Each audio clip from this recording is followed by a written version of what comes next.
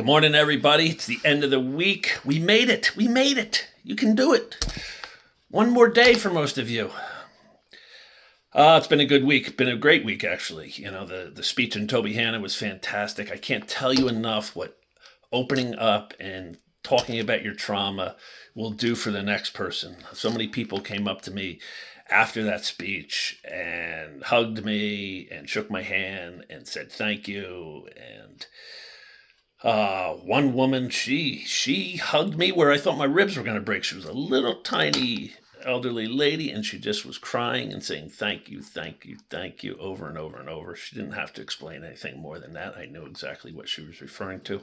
I had a guy come up who got blown out of a Humvee, had traumatic brain injury, and he just wanted to talk about his trauma. And, just talking about your trauma opens the door for other people to talk about their trauma.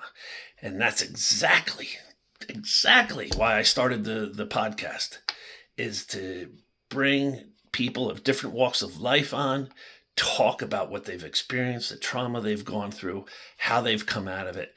And then it'll help the people listening to feel less alone and to gain some valuable tools that they can overcome their trauma. Maybe you don't relate to my trauma of sexual abuse, but you'll relate to the alcoholic's trauma, or you'll relate to losing loved ones. Airing this week was Annie, who came from Michigan to the Big Apple to be a ballerina, and injuries piled up and alcohol piled up and drugs piled up, and she became a destructive alcoholic for a decade and then turned her life around. Coming up this next Tuesday is Eric, who lost both his sons and his parents all in a time capsule of a couple of years, and then lost his marriage, and just everything piled on, and he had to struggle and work his way through it, and he came out the other side. And it's just on and on and on, stories of real life stories of people and how they've overcome their trauma, and they're going to help you overcome yours. We are not alone in this world.